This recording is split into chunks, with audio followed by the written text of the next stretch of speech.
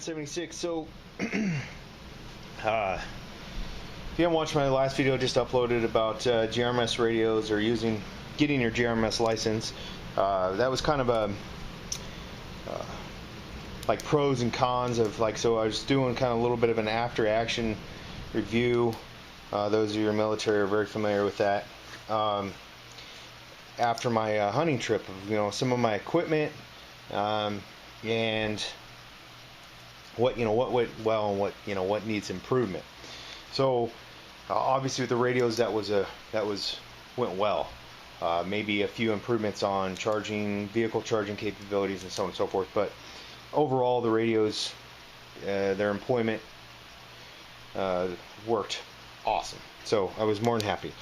Before I get too much into this video, I just wanted to throw in a quick I won third prize on the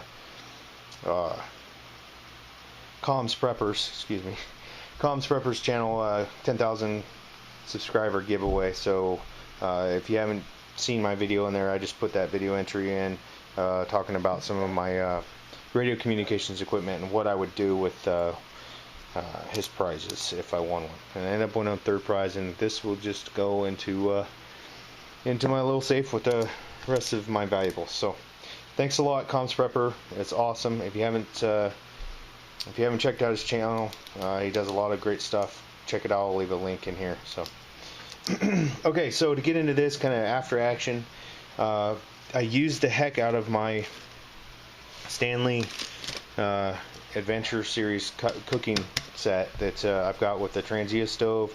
I've got other videos on that. I'll link that in here. But one thing I realized is it's not too bad, but I probably got a little overkill in weight. I'm going to work on that, several different configurations, and play around with that. So let me just go ahead and throw this on here. I've never weighed it, so it's not too horrible, 2.3 ounces, but even if I could get that down to 1.5 pounds, it would probably be nice.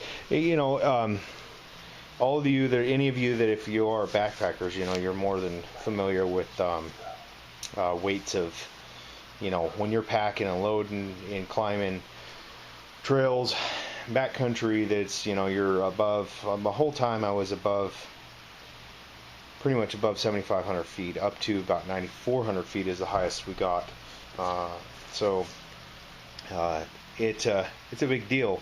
Every pound, every ounce counts. I mean, I know some backpackers probably talk about grams. And I just wanted to throw this in there too.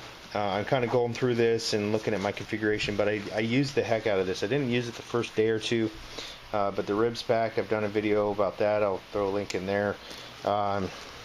It is a awesome setup. It does, sometimes you get a little strange look when you first pull it out, because people are like, is that a fanny pack, or what is that? But having it right there on the front of your chest, especially when you're hunting and stuff like that, awesome. One thing I would throw out there to ribs would be cool to make a hunter version with kind of the felt soft outside, quieter in the woods. They could work towards maybe a little quieter zippers. And then the biggest thing I had to say about this is, so trying to do one-handed operations. So say you have a rifle in your hand or something in your hand, a walking stick, it's kind of hard to pull this up and get it all the way open. One thing I would like to see maybe here is just getting around that radius. So if they put a double zipper on here, a lot of times I had my radio, because I don't have a pouch for it, and I don't fully trust these clips, and my radio usually stuffed in here. Would usually end up kind of like this, zipped up just to protect it a little bit from the elements, because it did have some rain. It'd be nice if you had the double zipper so that you can bring it up and kind of bring both the zippers around the antenna like that.